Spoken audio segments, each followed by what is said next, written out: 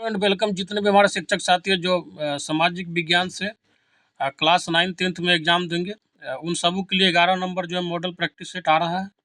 इससे पहले मैं 10 जो है मॉडल प्रैक्टिस सेट करवा चुका हूँ। अगर नहीं देखा तो प्लेलिस्ट बना है, जाइए वहाँ से देख लीजिए।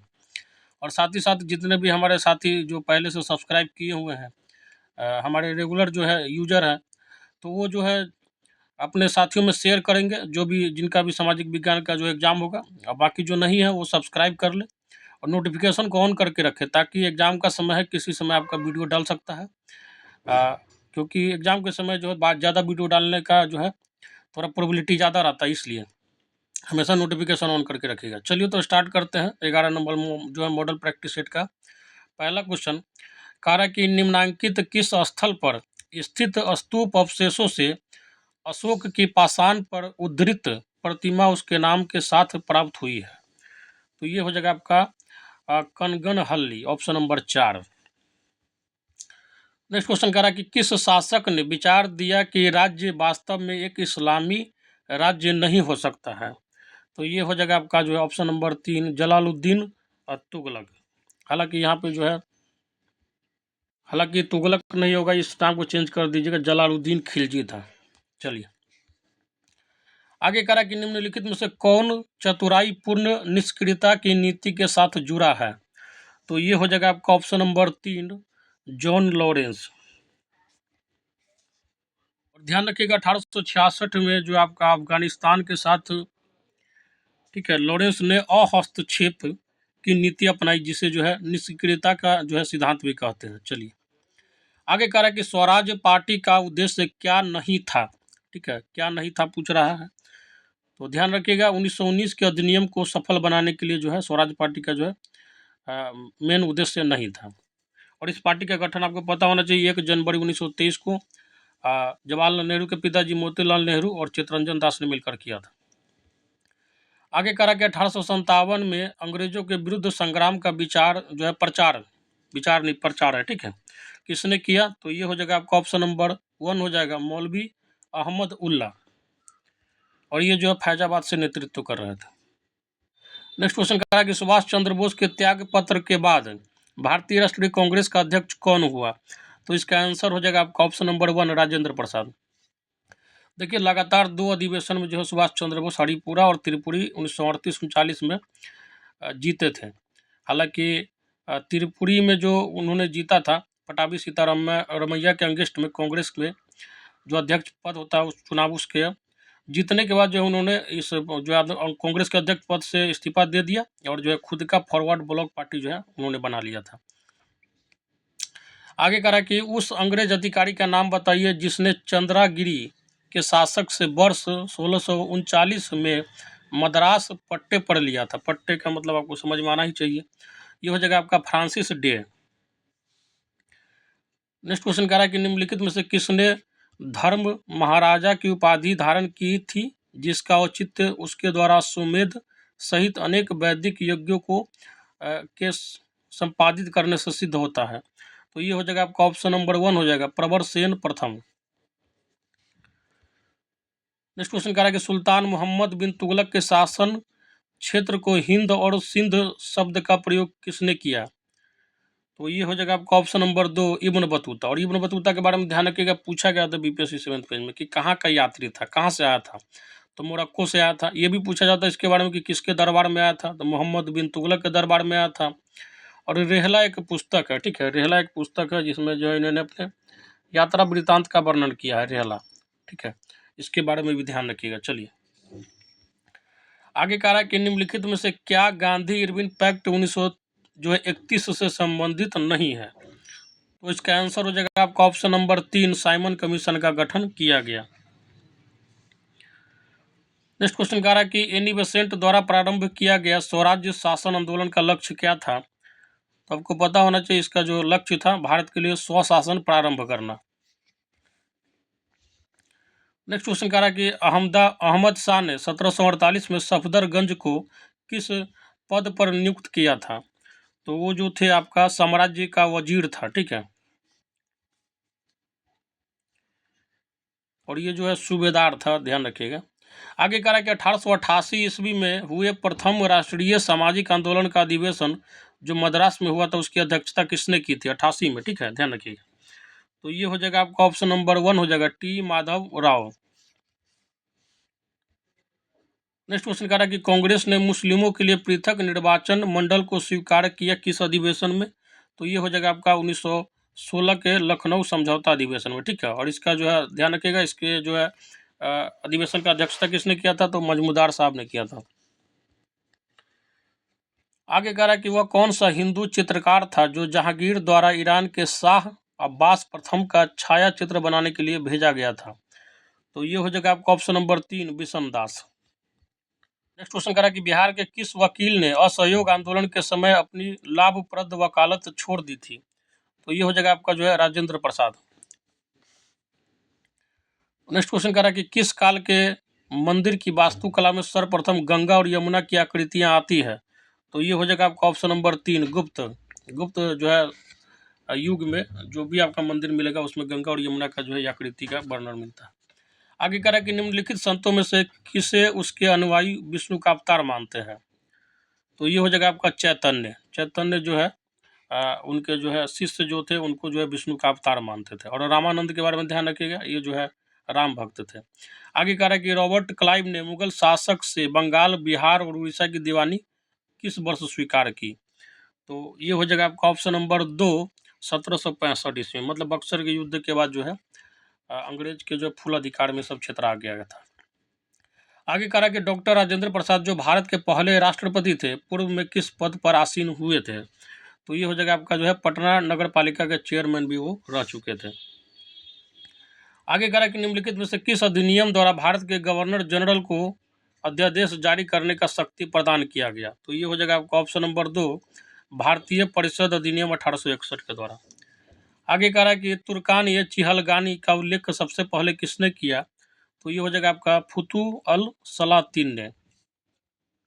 नेक्स्ट क्वेश्चन कह रहा है कि महावीर जैन ने किस भाषा में अपना जो है प्रवचन दिया? तो ये हो जाएगा आपका जो है अर्धमागधी हो जाएगा, ऑप्शन नंबर 4। इसी को जो है प्राकृत भाषा भी बोलते हैं, ठीक है, अर्धमागधी या प्राकृत। महावीर ने जो है प्राकृत या अर्धमागधी भाषा में जो है अपना प्रवचन या उपदेश दिया और जो है गौतम बुद्ध पाली में, ठीक है। चलिए आगे कह रहा कि पानीपत के तृतीय युद्ध में मराठों की ओर से लड़ते हुए मरने वाला मुसलमान सेनानायक था कौन? तो ये हो जाएगा आपका ऑप्शन नंबर 1, इब्राहिम खान गर्दी। देख लीजिए इसमें जो है मराठा क्या था, तो हिंदू का एक तरीके से कह सकते हैं नेता जो थे, शिवाजी वगैरह सब जो भी थे। और लड़ने वाला सेनापति कौन था? तो इब्राहिम खान गर्दी। इसलिए कोई भी युद्ध को जो आप धर्म युद्ध नहीं बोल सकते, ये राजा का युद्ध होता है और वर्चस्व का युद्ध होता है। चलिए आगे कह रहा कि बेसिन की संधि 1802 किस किस के बीच हुई थी? तो ये हो जाएगा आपका ऑप्शन नंबर 4 हो जाएगा, अंग्रेज और पेशवा बाजीराव द्वितीय के बीच। नेक्स्ट पार्ट जो आपका ज्योग्राफी का है, कह रहा कि पहला क्वेश्चन निम्नलिखित देशों में से, हालांकि देखिए ये सेट पहले से ही तैयार हो चुका था आपका जो है नोटिफिकेशन आने से, इसलिए जो है इसमें आपको 80 क्वेश्चन में 25-25 क्वेश्चन, बाकी 15-15 क्वेश्चन। हालांकि आप लोग का जो 2 आएगा, जो भी 2 सब्जेक्ट चूज करना रहेगा उसमें 40-40 क्वेश्चन रहेगा। तो आप घबराइए नहीं, जो भी आपको जितना यहाँ से हेल्प मिलता है कीजिए। बाकी जो है आपका देखिए कुल मिला के कॉन्सेप्ट जिसका क्लियर आता है वो जो है अच्छा एग्जाम में करता ही करता है। तो समय का अभाव है इसलिए आपको पता होगा कि हर जो है सेट अपडेटेड नहीं हुआ है, बट आपको क्वेश्चन तो वही रहना है, क्वेश्चन उसी टाइप का रहना है, उसी के आसपास में इर्द गिर्द में घूमना है, कॉन्सेप्ट वही रहना है, ठीक है। तो चलिए आगे कह रहा है कि निम्नलिखित देशों में से किसकी स्थल सीमा भारत के साथ सबसे अधिक है? तो सबसे ज़्यादा जो है भारत के साथ स्थल सीमा, भूमि का सीमा जो है बांग्लादेश लगाता है, ठीक है, ध्यान रखिएगा, गलती से चीन या पाकिस्तान नहीं मार दीजिएगा। दूसरे नंबर पर चीन लगाता है और तीसरे नंबर पर जो है पाकिस्तान लगता है, सीमा जो है उसका लंबाई है। आगे कह रहा है कि कॉफ़ी की खेती सबसे पहले कहाँ शुरू की गई थी? तो ये हो जाएगा आपका ऑप्शन नंबर 4, बाबा बुदन की पहाड़ियों में। और ये जो है आपका साउथ में पड़ता है, बाबा बुदन की पहाड़ी जो है कर्नाटक में। आगे कह रहा है कि पंपाज तथा स्टेपीज है क्या? तो आपको पता होना चाहिए अच्छे से, ये जो है आपका मध्य अक्षांशीय घास के मैदान है, ठीक है। और अर्जेंटीना वगैरह में जो ये पाया जाता है, पंपास वगैरह जो है दक्षिण अमेरिका के जो अर्जेंटीना देश में। आगे कह रहा है कि निम्नलिखित में से किसे विश्व के कहवा बंदरगाह के नाम से जानते हैं? तो ये हो जाएगा आपका ऑप्शन नंबर 2, सांटोस को जो है कहवा बंदरगाह के नाम से जानते हैं। आगे कह रहा है कि राज्य के निम्नलिखित में से किस समूह में सूती वस्त्र केंद्रों की संख्या जो है सबसे अधिक है। तो ये हो जाएगा आपका महाराष्ट्र और गुजरात में जो है सूती वस्त्र का समझिए कि मिल वगैरह फैक्ट्री वगैरह सबसे ज़्यादा अधिक है, तो ऑप्शन नंबर 1 हो जाएगा। नेक्स्ट क्वेश्चन कह रहा है कि निम्नलिखित में से कौन सा युग में जो है सही सुमेलित नहीं है। तो ये हो जाएगा आपका जो है हरित क्रांति का जो है संबंध खाद्य उत्पादन से, सही बात है। नीली क्रांति मछली उत्पादन से, श्वेत क्रांति दुग्ध उत्पादन से, और पीली क्रांति जो आपका ये होगा तिलहन और दलहन से होता है, इस्पात से नहीं होता है। ठीक है, चलिए ये गलत हो गया, आपसे गलत ही पूछा जा रहा है। आगे कह रहा है कि सूची 1 और सूची 2 को मिलाना कि कौन सी जनजाति जो है किस क्षेत्र में मतलब विश्व के पाई जाती है। जैसे बुशमैन जनजाति जो आपको पता होना चाहिए अफ्रीका में पाई जाती है, और अफ्रीका के भी नामीबिया देश में पाई जाती है। ठीक है, आगे कह रहा है कि पिग्मी जनजाति जो आपका जायरे में पाई जाती है, जायरे एक क्षेत्र है। अलास्का जो है आपका सॉरी उसके बाद कह रहा है कि एस्किमो जनजाति जो है आपका अलास्का वाले क्षेत्र में पाया जाता है, अमेरिका का एक जगह है। और जो है गोंड जनजाति भारत में पाया जाता है। तो आपका आंसर क्या निकल कर आ जाएगा, कूट का ऑप्शन नंबर 4 हो जाएगा। नेक्स्ट करा कि निम्नलिखित में से कौन सा युग में सही सुमेलित नहीं है, मतलब गलत जो है इसका जो है वही इसमें आंसर हो जाएगा। तो ऑप्शन नंबर 4 जो है व्यवहारवाद का जो है समझिए कि विचारक जो है विलियम फर्क था, इमैनुअल कांट नहीं था। ठीक है, ध्यान रखिएगा, बाकी सब सही है। आगे कह रहा है कि कृषि के अत्यधिक विशेषीकृत रूप का संबंध किससे है, जिसमें कहवा, चाय और रबर जैसी जो है फसलें उगाई जाती है। तो ये हो जाएगा आपका बागानी कृषि, ऑप्शन नंबर जो है 2 हो जाएगा। इसको प्लांटेशन एग्रीकल्चर बोलते हैं। आगे कह रहा है कि बिहार के किस जिले में गंगा नदी सबसे लंबी है, देख लीजिए कैसे घुमा के क्वेश्चन पूछा गया है। तो ये हो जाएगा आपका पटना में। ठीक है, पटना में जो है सबसे लंबा है, और इसका जो है लंबाई भी आपको पता होना चाहिए। जो है ओनली केवल पटना जिले में जो है 99 किलोमीटर में गंगा नदी बहती है, हालांकि कुल लंबाई जो गंगा नदी के 2525 किलोमीटर के है। चलिए आगे कह रहा है कि निम्नलिखित में से कौन सी नदी ज्वारनद मुख का निर्माण करती है। तो ये हो जाएगा आपका ऑप्शन नंबर 2 ताप्ती नदी।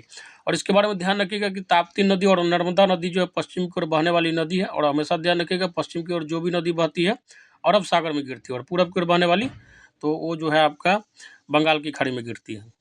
नेक्स्ट क्वेश्चन कह रहा है कि जो है कोयला और खनिज तेल किस प्रकार के चट्टानों में पाया जाता है। तो ये हो जाएगा आपका ऑप्शन नंबर 2 अवसादी चट्टानों में, इसको इंग्लिश में सेडिमेंट्री जो है रॉक बोलते हैं।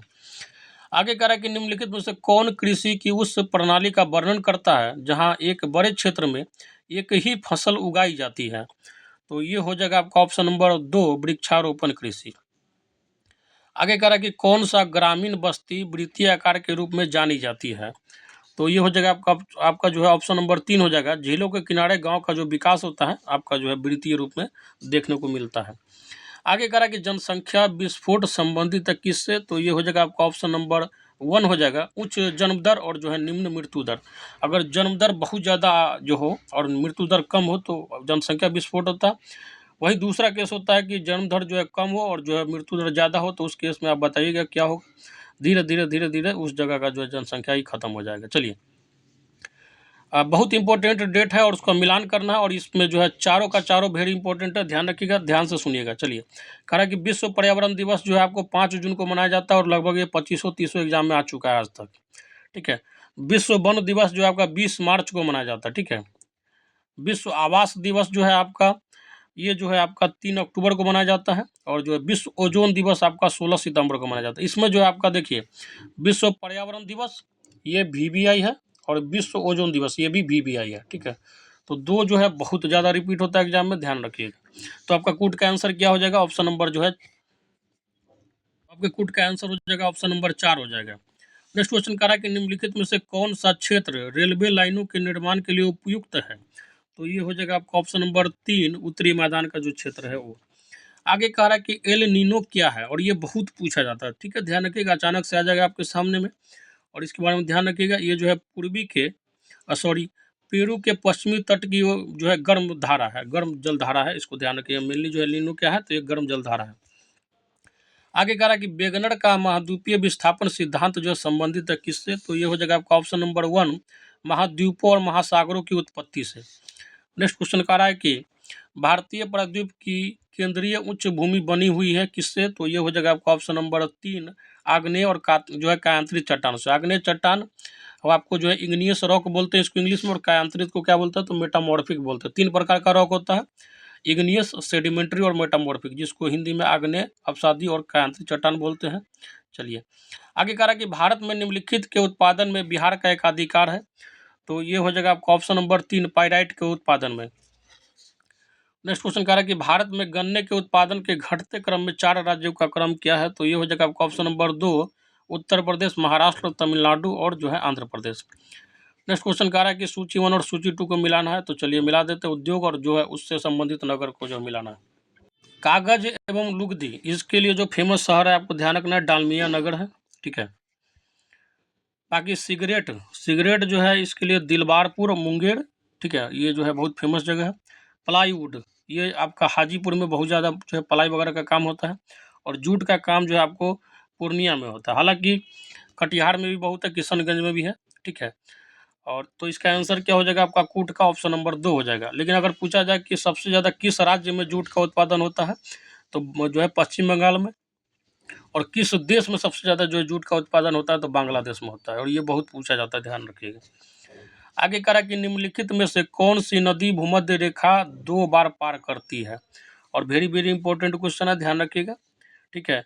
कांगो नदी जो है आपका, ठीक है, कांगो नदी क्या है, भूमध्य रेखा या विषुवत रेखा को 2 बार पार करती है, ठीक है। और इसी को जो है दूसरा नाम जायरे नदी के नाम से भी जानते हैं। कांगो नदी को जो दूसरा नाम क्या है तो जायरे नदी, ठीक है। और एक और चीज़ ध्यान रखिएगा, ये भी बहुत पूछा जाता है, लिम्पोपो एक नदी है लिम्पोपो, ये भी अफ्रीका में ही बहती है, ठीक है। ये जो है आपको मकर रेखा को 2 बार काटती है, ठीक है। चलिए आगे करें कि निम्नलिखित में से कौन सा सही सुमेलित नहीं है, मतलब गलत जो है, ठीक है। तो इसका आंसर ऑप्शन नंबर 1 हो जाएगा। रूस जो है बॉक्साइट के लिए फेमस नहीं है, रूस जो है आपका हीरा के लिए बहुत फेमस है। मैक्सिको में चांदी बहुत ज़्यादा होता है। बोलीविया जो है आपका टीन के लिए, और संयुक्त राज्य अमेरिका जो है तांबा के लिए। अब जो है नेक्स्ट पार्ट अर्थव्यवस्था का क्वेश्चन है, कारण कि वर्तमान में बिहार में संपत्ति का मुख्य स्रोत क्या है। तो ये हो जाएगा आपका ऑप्शन नंबर 2 कृषि। बिहार का जानते हैं आपका जो है 70 से 80% जनसंख्या कृषि पर आधारित है। बाकी जो थोड़ा बहुत सरकारी नौकरी में 1-2% लोग हैं, बाकी छोटा मोटा बेरोजगार नहीं तो बाहर में जाके काम करते हैं। आगे कह रहा है कि बिहार सरकार के द्वारा कर्मचारियों के वेतन एवं पेंशन पर अपने समस्त संसाधनों का कितना प्रतिशत व्यय किया जाता है। तो ये हो जाएगा आपका ऑप्शन नंबर 1 40%। 40% जो है आपका रिवेन्यू, पेंशन और जो वेतन पे जाता है सरकारी कर्मचारियों के। आगे कह रहा है कि करारोपण तथा सार्वजनिक व्यय आपातकालीन स्थिति में जब बढ़ाया जाता है, तो उसके बाद भी स्थिति सामान्य होने पर भी बढ़ा ही रहता है। तो यह मत किसका है, तो ये हो जाएगा आपका ऑप्शन नंबर 2 जो है वैगनर का है। नेक्स्ट क्वेश्चन कह रहा है कि मंदी और बेरोजगारी को दूर करने के लिए मौद्रिक नीति के अंतर्गत अपनाए गए उपाय है। तो इसका आंसर हो जाएगा आपका ऑप्शन नंबर 4, ठीक है। इसमें जो है आपका वैधानिक तरलता अनुपात को घटाना तथा नकदी कोष अनुपात को घटाना दोनों हो जाएगा। ऑप्शन नंबर 4 जो है करेक्ट हो जाएगा। साथ ही साथ मैं साथियों आप लोगों को कहना चाहूँगा कि जिन भी साथियों को क्लास 9th में सोशल साइंस या हिंदी का PDF चाहिए, तो हमारा नीचे नंबर कमेंट बॉक्स में दिया गया, हालांकि डिस्क्रिप्शन बॉक्स में भी है, उस पर व्हाट्सएप पे मैसेज करके आप PDF ले सकते हैं। मिनिमम प्राइस जो है आपका एक सब्जेक्ट का 100 रुपया रखा गया है, और आपके सिलेबस के अनुसार बना हुआ है। आप जो है कम समय लेके पढ़ सकते हैं, नहीं तो आप सेट मारते रहिए। सेट से भी अगर आपको लगता है काम चल जाएगा, अगर आपने पहले से पढ़ा है तो कोई दिक्कत नहीं है। लेकिन अगर आप नहीं पढ़े हैं तो लेके पढ़ सकते हैं, जोर लगा सकते हैं, क्योंकि समय बहुत कम है। जितना ज़्यादा जो है आप मेहनत कीजिएगा उतना कम रहेगा। और बहुत बड़ी वैकेंसी है, इतनी बड़ी वैकेंसी जो विगत भविष्य में जो है दूर दूर तक देखने को नहीं लग रही है। चलिए आगे कह रहा है कि राजकोषीय नीति का उद्देश्य है। तो इसका आंसर हो जाएगा आपका ऑप्शन नंबर जो है 4 हो जाएगा। इसमें जो आपका आर्थिक वृद्धि भी आता है, रोजगार की उत्पत्ति और कीमतों में जो अस्थिरता, मतलब उपयुक्त सभी हो जाएगा। नेक्स्ट क्वेश्चन कह रहा है कि वितरण के सीमांत उत्पादकता सिद्धांत के अनुसार। तो ये हो जाएगा आपका जो है ऑप्शन नंबर जो है 4 हो जाएगा। इसमें सारा ऑप्शन करेक्ट होगा, क्योंकि सीमांत भौतिक उत्पादकता जो है सीमांत आगम उत्पादकता के बराबर होती है, ठीक है। तो ध्यान रखिएगा कौन सिद्धांत के अनुसार, तो वितरण के सीमांत उत्पादकता सिद्धांत के अनुसार। औसत स्थिर लागत जो है सीमांत लागत के बराबर होता है, और साधनों का जो है पारिश्रमिक होता है साधनों की सीमांत उत्पादकता के बराबर होता है। नेक्स्ट क्वेश्चन कह रहा है कि प्रतिकूल भुगतान संतुलन ठीक करने हेतु निम्नलिखित उपायों में से कौन सा उपाय मौद्रिक नहीं है। तो ये हो जाएगा आपका ऑप्शन नंबर 4 आयात नियंत्रण। नेक्स्ट क्वेश्चन कह रहा है कि अर्थशास्त्र की किस परिभाषा के लिए उसे घृणित विज्ञान कहकर आलोचना की गई है। तो ये हो जाएगा आपका ऑप्शन नंबर 4 अर्थशास्त्र धन का अध्ययन है। नेक्स्ट क्वेश्चन कह रहा है कि मानव विकास सूचकांक किसने बनाया है और ये बहुत इंपॉर्टेंट है, ठीक है, बहुत पूछा जाता है, ध्यान रखिएगा। ह्यूमन डेवलपमेंट इंडेक्स जो है बनाने का श्रेय किसको जाता है। तो ये जो है आपका महबूब उल हक को जाता है, ठीक है, बहुत पूछता है, ध्यान रखिएगा, रिपीट करता है, इसको ध्यान रखिएगा। चलिए आगे करा कि उत्पादन प्रक्रिया में संतुलन की अवस्था वह है जहां, तो ये हो जाएगा आपका जो है सीमांत लागत सीमांत आगम के अगर बराबर हो जाता है तो उसमें जो है क्या होता है, संतुलन बना रहता है। नेक्स्ट क्वेश्चन कह रहा है कि आपका जो है भारतीय संविधान की निम्नलिखित में से कौन सी अनुसूची राज्यसभा में स्थानों के आवंटन से संबंधित है, और ये बहुत पूछा जाता है, ध्यान रखिएगा। आपका जो हो जाएगा ऑप्शन नंबर 2 हो जाएगा चौथी अनुसूची। टोटल 12 अनुसूची जो अभी आपके संविधान में, हालांकि शुरू में तो 8 ही था, उसको ध्यान रखिएगा। बाकी संशोधन के द्वारा जैसे 10वां अनुसूची जो है आपका दल बदल अधिनियम से है, 11वां में जो है पंचायती राज का वर्णन है, 12वां में नगर निगम का वर्णन है, 9वां में भूमि सुधार का है, 8वां में भाषा का है, पहला में यूनियन एवं स्टेट भारत जो है राज्यों का संघ है उसका वर्णन है, दूसरा में वेतन का है, तीसरा में शपथ का है। तो इस तरीके से आप ध्यान रखिएगा। चौथा में जो आपका राज्यसभा के सीटों का आवंटन जो है उसमें, तो कुल 12 अनुसूची उसको ध्यान रखिएगा, उससे जो पूछा जाता है। देखिए आर्टिकल पढ़ने के लिए सिंपल मैं आपको बताता हूँ, 3-4 चीज़ फॉलो कीजिए। कौन से देश से जो है संविधान में कौन सा कंसेप्ट लिया गया है, पहला। दूसरा, संविधान का जो इतिहास, ठीक है, उसके कौन अध्यक्ष थे, ठीक है, संविधान को बनाने में कितना समय लगा, कितना खर्चा लगा, कब जो है सभा हुआ, ये सब पढ़ लीजिए। अनुसूची जो है 12 के बारे में अच्छे से पढ़ लीजिए। 25 भाग हालांकि हो गया, उसमें से 5, 7, 8 इंपॉर्टेंट है, जैसे भाग 14 बहुत इंपॉर्टेंट है, भाग 16, भाग 17, ठीक है। उसके बाद जो है आपदा वाला जो है बहुत इंपॉर्टेंट है। बाकी जो है आपका जो भी प्रमुख जो पोस्ट होता है भारत में, जैसे राष्ट्रपति, राज्यपाल, मुख्यमंत्री, सुप्रीम कोर्ट, उसके बाद high court, attorney general, CAG, उसके इर्द गिर्द का जो आर्टिकल होता है जिसमें उसका वर्णन है उसको पढ़ लीजिए। आपका जो है पॉलिटिक्स से ऑलमोस्ट कोई भी एग्जाम में बैठेगा तो 60% क्वेश्चन जो है आपका उसी में से हिट कर जाएगा, बशर्ते अगर question out of the box नहीं पूछ लिया जाता हो, ठीक है। चलिए नेक्स्ट क्वेश्चन कह रहा है कि निम्नलिखित में से एक मुख्यमंत्री का राज्यपाल के प्रति कर्तव्य नहीं है क्या। तो ये हो जाएगा आपका ऑप्शन नंबर 1 अपने दल की नीतियों के बारे में सूचित करना। बिल्कुल कर्तव्य है कि जो आप कितना भी मुख्यमंत्री हेड क्यों ना हो, लेकिन आपको जो है जो भी होता है डिस्कशन करना पड़ता है अपने मिनिस्ट्री के साथ। चलिए आगे कह रहा है कि भारतीय संविधान के किस अनुच्छेद में राष्ट्रपति को सूचना का अधिकार दिया गया। देखिए आई गया, तो ऑप्शन नंबर 3 हो जाएगा अनुच्छेद 78 में। अब राष्ट्रपति का जो है वर्णन किस से किस अनुच्छेद में है, तो उसके इर्द गिर्द पढ़े रहिएगा, तो आपको जो है देख के जो है तुक्का मारने में भी अनुमान लगेगा, ऑप्शन छांट पाइएगा। आगे कह रहा है कि निम्नलिखित में से किस अधिकार का वर्णन डॉक्टर अंबेडकर ने संविधान के हृदय एवं आत्मा के रूप में किया, और ये जो है 50 एग्जाम में अभी तक पूछा जा चुका है, हो सके आपके एग्जाम में भी रिपीट हो जाए, तो ध्यान रखिएगा। संवैधानिक उपचारों का अधिकार जो है उसको संविधान के हृदय एवं आत्मा के रूप में उन्होंने जो है वर्णन किया है। आगे कह रहा है कि एक व्यक्ति जो संसद का सदस्य नहीं है उसे मंत्री के रूप में नियुक्त किया जाता है, उसे संसद के किसी एक सदन में कितनी अवधि के भीतर निर्वाचित होना होता है। तो ये हो जाएगा आपका ऑप्शन नंबर 3 6 महीने का। जिसे अगर संसद नहीं है फिर भी उसको मंत्री बना दिया जाएगा, लेकिन उसको 6 महीने के अंदर जो है निर्वाचित हो जाना है। चलिए आगे कह रहा है कि निम्नलिखित में से कौन सा राज्य की उत्पत्ति का सही व्याख्या करता है। और नेक्स्ट क्वेश्चन का तो इसका आंसर क्या हो जाएगा आपका जो है ऑप्शन नंबर 3 हो जाएगा विकासवादी जो है सिद्धांत।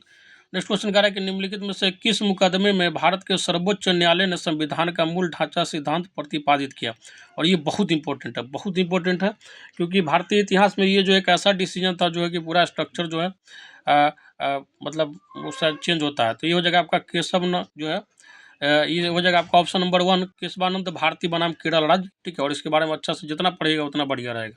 1973 में आया था डिसीजन। आगे कह रहा है कि राष्ट्रपति आपातकाल की घोषणा कब करते हैं, तो ये हो जाएगा आपका ऑप्शन नंबर 3 मंत्रिपरिषद लिखित रूप में उसे घोषित करने की सलाह देती है तब। राष्ट्रपति आपातकाल का घोषणा करने के लिए जो है प्रधानमंत्री का जो है उपस्थिति में मंत्री से सलाह लेकर जो मंत्रिपरिषद से करते हैं। हालांकि आपातकाल को रद्द जो है राष्ट्रपति किसी भी समय कर सकते हैं अपने डिसीजन पे। आगे कह रहा है कि राष्ट्रपति के चुनाव में निम्नलिखित में से कौन भाग नहीं लेता है, ठीक है। तो ये हो जाएगा आपका ऑप्शन नंबर 4 हो जाएगा, विधान परिषद के जो है निर्वाचित सदस्य भाग नहीं लेते हैं। इसमें ध्यान रखिएगा कौन कौन जो भाग लेता है, तो राज्यसभा, लोकसभा तथा राज्यों की विधानसभाओं के निर्वाचित सदस्य रहते हैं, ठीक है। आगे कहा कि भारतीय संविधान की किस अनुसूची में दल परिवर्तन के आधार पर निरर्हता के बारे में उपबंधों का उल्लेख किया गया है। अभी जस्ट बता रहे थे कि दल बदल अधिनियम कब आया था, तो 10वीं अनुसूची में आया था, ठीक है। आपका जो है 52वां संविधान संशोधन हुआ था उसमें, और 1985 में राजीव गांधी के सरकार में। तो आपका आंसर क्या हो जाएगा, ऑप्शन नंबर 4 हो जाएगा, ठीक है। 10वीं अनुसूची। 11वीं अनुसूची किससे है, तो पंचायती राज से है। 9वीं अनुसूची जो है भूमि सुधार अधिनियम। 12वीं जो आपका नगर निगम से है। तो 12 अनुसूची अगर आप रट लेते हैं, 12, उसके बाद संविधान का जो 20-22 पार्ट में, उसमें 7-8 इंपॉर्टेंट है, ठीक है। शुरू का 4 इंपॉर्टेंट है, जैसे हो गया आपका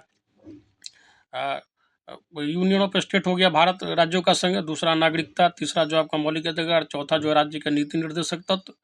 उसके बाद जो है आप आ जाइए केंद्र राज्य के संबंध वाला देख लीजिए। फिर जो है यूपीएससी का जो है जिसमें वर्णन है, ठीक है। उसके बाद जो है निर्वाचन का, इलेक्शन कमीशन का, भाषा का जो संविधान में जुड़ा है। उसके बाद आपदा का।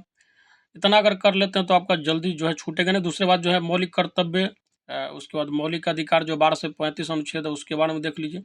तो मोटा मोटी जो आपका काम चल जाएगा। चलिए आगे कह रहा है कि समाजवाद शब्द का प्रयोग सर्वप्रथम निम्नलिखित में से किसके द्वारा किया गया। तो ये हो जाएगा आपका ऑप्शन नंबर जो है 2 हो जाएगा, रॉबर्ट ओवन के द्वारा। आगे कह रहा है कि भारत एक गणराज्य है क्योंकि भारत में राज्याध्यक्ष जो है राष्ट्रपति का निर्वाचन होता है, ठीक है। ऑप्शन नंबर 4 हो जाएगा।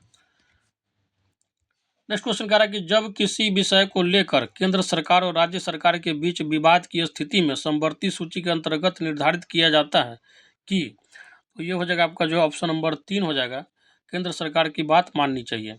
मतलब हो गया कि कोई भी बात पे जो सहमति नहीं बन रहा है केंद्र और राज्य के बीच में, तो उस स्थिति में जो है राज्य सरकार को थोड़ा बैकफुट पे आके केंद्र सरकार का जो है सलाह मानना चाहिए, यही कहना चाह रहा है। आगे कह रहा है कि धन विधेयक को परिभाषित किया गया, और ये बहुत इंपॉर्टेंट है, बहुत पूछा जाता है, ध्यान रखिएगा।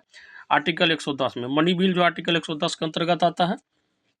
और एक बहुत इंपॉर्टेंट और भी पूछा जाता है कि जो है संयुक्त अधिवेशन का अध्यक्षता जो है आर्टिकल 108 के द्वारा जो है करवाया जाता है, ठीक है। जैसे लोकसभा में जो है राज्यसभा का एक साथ जो है बैठक होगा, तो आर्टिकल 108 के अंतर्गत राष्ट्रपति उसको बुलाएंगे। आगे कह रहा है कि संविधान के किस अनुच्छेद के अंतर्गत 6 वर्ष से 14 वर्ष के बच्चों की शिक्षा मौलिक अधिकार बन गई है। देखिए देख लिए अभी आ गया मौलिक अधिकार से रिलेटेड, तो कौन सा संविधान संशोधन के द्वारा, और ये बहुत वेरी वेरी इंपॉर्टेंट है। तो 86वां संविधान संशोधन जो 2002 में हुआ था, 2002 में, ठीक है। उसके अंतर्गत जो है 6 से 14 साल के बच्चों को शिक्षा देना ही देना है, ठीक है। अगर वो जो कल कारखाना वगैरह कहीं लगता है और उस पर जो है अगर संज्ञान लिया जाए तो फंस सकता है वो, ठीक है। कल कारखाना भी। आगे कह रहा है कि ग्राम ग्राम पंचायत अपने सभी कार्यों के लिए जो है किसके प्रति उत्तरदायी होता है। तो ये हो जाएगा आपका ऑप्शन नंबर 2, ग्राम सभा के प्रति उत्तरदायी है। नेक्स्ट क्वेश्चन कह रहा है कि मंडल आयोग की मुख्य सिफारिश क्या थी। तो ये हो जाएगा आपका ऑप्शन नंबर 1, सामाजिक और शैक्षिक रूप से पिछड़े वर्गों के लिए आरक्षण। देखिए शुरू में जो आपका रिजर्वेशन सिस्टम को समझिए। शुरू में जो रिजर्वेशन सिस्टम दिया गया था वो जो है सामाजिक पिछड़ापन के कारण दिया गया था, मतलब छुआछूत इस सब के कारण जो भेदभाव हुआ था उसके कारण जो आपको एससी और एसटी को रिजर्वेशन दिया गया था। हालांकि 1992-93 में जो आपका मंडल आयोग की सिफारिश में पिछड़े वर्ग को जो आपको आरक्षण मिला है, उसमें सामाजिक तो था ही पिछड़ापन, उसके साथ साथ जो है आर्थिक पिछड़ापन, ठीक है, गरीबी को देख के जो है क्या आया था, ओबीसी का आपको जो आरक्षण आया था। इसलिए देखते होगा कि आपको ओबीसी में एनसीएल भी आता है, नॉन क्रीमिलियर और क्रीमिलियर। क्रीमिलियर वालों को ओबीसी का आरक्षण नहीं मिलता है। और ठीक इसी तरीकों को पालन करते हुए ईडब्ल्यूएस का आरक्षण भी आया है, ठीक है, जिसमें आर्थिक रूप से पिछड़े लोगों को दिया गया है। चलिए आगे करा कि भारत के उपराष्ट्रपति को कौन पद मुक्त कर सकता है, बताइए। तो भारत के जो है उपराष्ट्रपति को राज्यसभा व लोकसभा जो है वो जो है पद मुक्त कर सकता है। नेक्स्ट क्वेश्चन करा कि भारतीय संविधान की दार्शनिक आधार भूमि क्या है। तो आपको पता होना चाहिए, प्रस्तावना है, ठीक है। प्रस्तावना जो है संविधान का बेस होता है, और आपको जैसे ही संविधान खोलेगा तो पहले पेज में आपको मिलेगा, ठीक है, उसका वर्णन। आगे कहा कि निम्नलिखित में से कौन एक राज्य के नीति निर्देशक तत्वों में सम्मिलित नहीं है। तो ये हो जाएगा आपका ऑप्शन नंबर 1, ठीक है, धर्मों को अबाध रूप से मानने, आचरण तथा प्रचार की स्वतंत्रता। ठीक है, और इसी के साथ जो है साथियों आप लोग का जो है प्रैक्टिस सेट नंबर 11 जो है क्लास 9-10 का समाप्त होता है। और जिन भी साथियों को पीडीएफ चाहिए नीचे कमेंट बॉक्स में नंबर दिया गया, उस पर व्हाट्सअप मैसेज कीजिएगा, कृपया करके कॉल नहीं कीजिएगा, क्योंकि मैं रहता नहीं हूँ, हमारे साथी जो है ये, तो वो आपको विशेष बता नहीं पाएंगे। बस उनको ये पता है कि कौन सब्जेक्ट का पीडीएफ देना है, मैं उसको जो है ट्रेंड किया हूँ, हालांकि वो भी तैयारी वारी करते हैं, उसको जानकारी है पूरा इस सब चीज़ के बारे में, तो इसको हल्के में नहीं लीजिएगा। ठीक है, तो चलिए साथी लेते हैं विदा। जय हिंद, जय भारत।